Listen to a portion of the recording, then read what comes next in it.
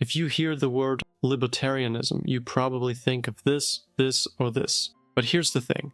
That's actually just the Americanized version of libertarianism. So you've probably already heard of the American Libertarian Party, the political home of people who want less government, more freedom, and apparently a never-ending supply of internal drama and public embarrassment.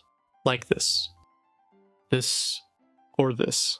Now, when it comes to big thinkers in the Libertarian Party, you have people like Austin Peterson, who defines libertarianism like this. I dream of a world where gay married couples can protect their marijuana plants with automatic weapons. Well, it turns out Mr. Peterson doesn't have to keep dreaming anymore about that world because it already exists, and it's called Canada. But Canada, despite fulfilling the conditions of the quote, is a big government, high-tax, highly regulated welfare state, and not the libertarian dream it's supposed to be. It is because contentious issues like guns, marijuana, and same-sex marriage are culturally specific, but don't define libertarianism as a whole. So what is libertarianism really? What does it mean if someone walks up to you and says, "Hey, I'm a libertarian"? Well, turns out it doesn't really mean anything, because it kind of means everything. Think about it. Saying I'm a libertarian is a bit like saying I'm a statist or I'm a governmentalist. It doesn't tell you much on its own. Like, do you support a fascist regime, a monarchy, or direct democracy?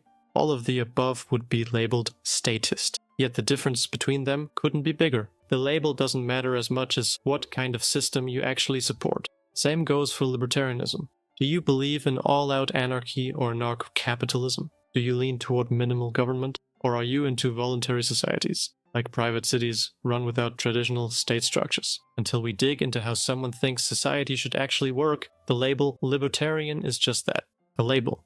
To give you another example of just how confusing the label libertarian can be, let's take a look at this. The infamous political compass. If you assigned historical people into the quadrants, it would look like that. Now, what's the first thing you notice? Probably that it doesn't really make sense. Murray Rothbard and Ayn Rand are sitting comfortably in the libertarian right quadrant. Although Rand and Rothbard had significant philosophical and ideological differences, this kind of makes sense. But then you've got Karl Marx in the libertarian left section. How does that make sense? Are we seriously saying that Rothbard and Marx, two people with polar opposite beliefs, can both be called libertarian? I guess you could if your definition of libertarianism was government bad, or libertarianism equals anarchism. But that's the problem. This definition is so broad that it can mean wildly different things depending on who you ask. There's no ideological consistency. It's like calling both a lion and a house cat felines and expecting people to assume they're basically the same. Let's just go through the core principles your average Twitter or Reddit dude believes in when he calls himself a libertarian. Individual liberty. At its core, libertarianism is about freedom. The ability to make choices about your own life, property, and body without interference.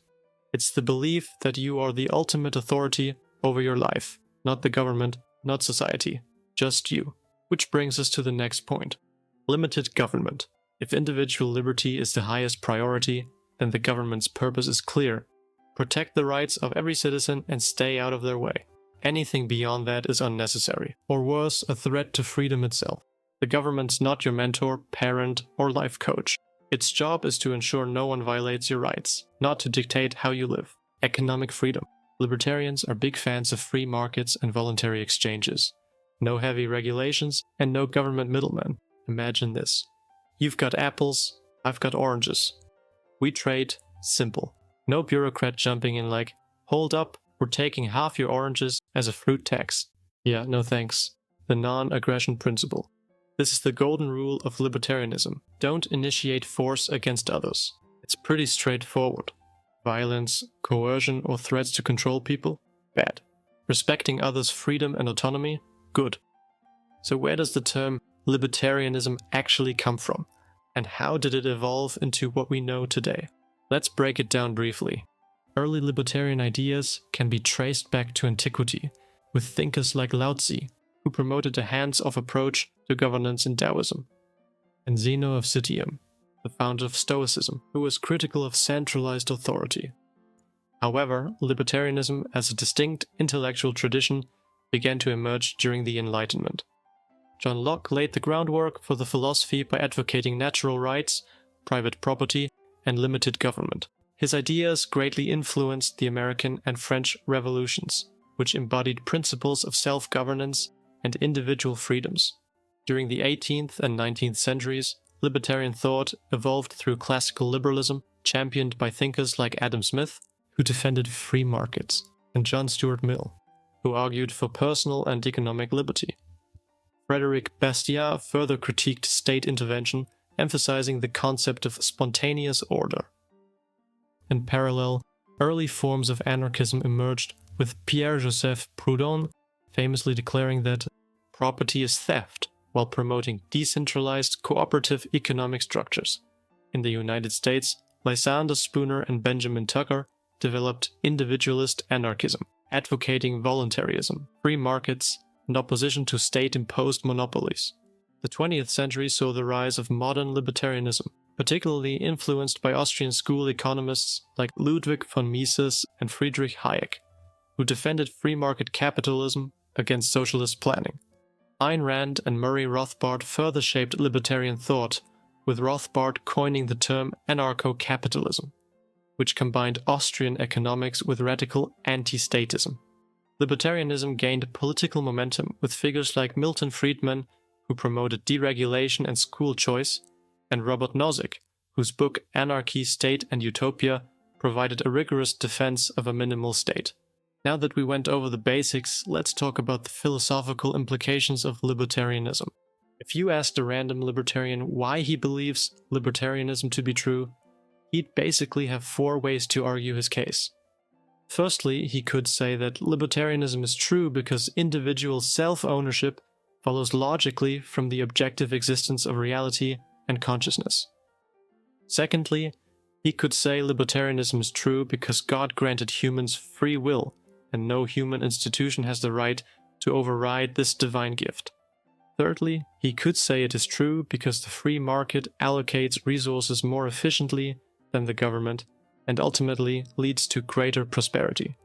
Lastly, he could just admit that he doesn't know anything about the metaphysical implications of libertarianism and just believes in it because he saw a cool Instagram reel or TikTok edit.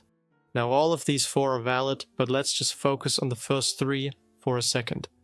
So atheist libertarians believe that each person is a distinct being with exclusive control over their body and choices. And if self-ownership were not true, it would imply that someone else has legitimate claim over them, leading to a contradiction, as no person inherently has more rights than another. This principle gives rise to the NAP, which asserts that initiating force against another person is morally unjustifiable. Since governments inherently rely on coercion through taxation, regulation, and laws backed by force, it violates this fundamental ethical principle. A just and functional society must be based on voluntary cooperation and free markets, where individuals engage in exchanges without coercion, making libertarianism the only system that consistently upholds human autonomy and rational ethics. Theistic libertarians, on the other hand, would argue that God created humans with free will, making individual liberty not just a philosophical principle, but a divine mandate. If free will is a gift from God, then no human institution has the right to override it through force or coercion. Life, liberty, and property are God-given rights, meaning governments that attempt to infringe upon them act in direct opposition to divine law. A Christian libertarian could even take Jesus as an example. He himself rejected earthly political power and led by example rather than coercion, emphasizing persuasion, love, and voluntary action. Because coercion contradicts the moral framework established by God, a free society that respects voluntary choice and personal responsibility is the most just and spiritually aligned system, making libertarianism the correct moral and political philosophy. In contrast, economic libertarians argue that free markets consistently outperform government intervention, both morally and practically. At the root of their worldview lies human action. They believe people act to improve their conditions, but to act, they must control scarce resources like land, tools, or materials.